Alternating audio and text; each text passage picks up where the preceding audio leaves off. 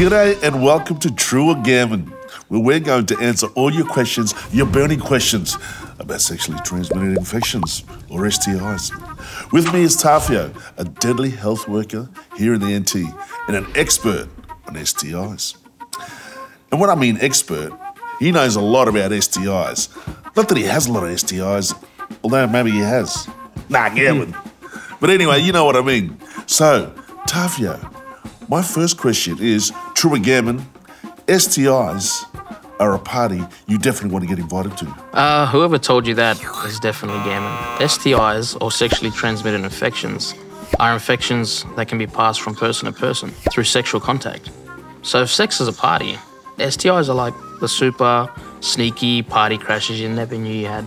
So like the uninvited guest down below. You could say that. And like uninvited guests, you don't necessarily see STIs coming because some people have no symptoms at all. But the good news is, with a bit of knowledge and care, you can avoid those party crashes altogether. Really? How? Firstly, practice safe sex. Use a condom. Safe sex is like putting a hat on before heading out. It stops your head from getting burnt. Ah, safe sex, yeah, got it. Yeah. But what if someone's a little bit clueless about how to do it safely? I mean, not me, of course. I always have safe sex. Sex. Safe.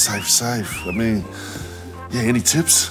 Well, it's important to use condoms. Just keep them handy. We know not everyone is going to use them all of the time, but until you get tested, you should use them. Whether it's with a regular partner, casual hookup, or a friend with benefits, sex is supposed to be fun, and it's not fun to take big risks with your health. Condoms are easy to use and are the best way to stop you from getting an STI. Is it true or gammon though, just for some of us fellas, condoms are just way too small?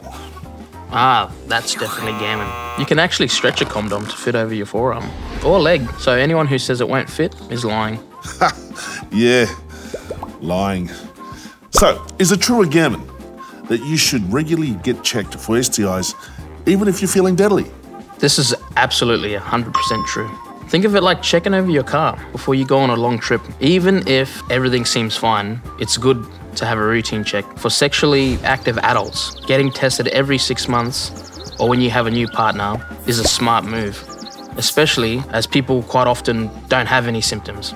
Okay, but what if one of your mates catch you going for a checkup and, they might tell someone and they might call you a dirty bugger, even if you're not? Wow, I don't know who your friends are, but there's no shame in getting tested for an STI. In fact, you should be proud. You're looking after yourself and your partner or partners. Now let's just say someone is experiencing some itching or some yucky stuff down there and they're a bit worried. What should they do? Well, you should stop having sex until you get tested. So the sooner you get tested, the sooner you can go back to having sex. Reach out to your health worker or doctor, because if you do have an STI, it's important to be treated as soon as possible. And testing is really simple. It can be easy as a blood test or a quick urine sample or a swab in the clinic toilet. Some clinics do rapid testing too, so you can find out your results on the spot. But what if someone's a bit shame about it? Is it true or gammon that people will point or laugh at them if they go get tested? That's not just gammon, that's totally wrong. Our job is to keep it private and make you feel comfortable. We've seen it all before, and there's no shame here. It's just like yarning with your mate at the footy, except we don't spread gossip. So, is it true or gammon that if you do test positive for an STI, that your little fella, in my case, big fella, falls off? No, that's gammon. But STIs can be serious and can cause everything from itchiness and sores on your genital to hair loss, even blindness if untreated. So starting treatment right away is really important, and depending on the STI, can be as simple as taking some tablets. Phew, well, that's a relief.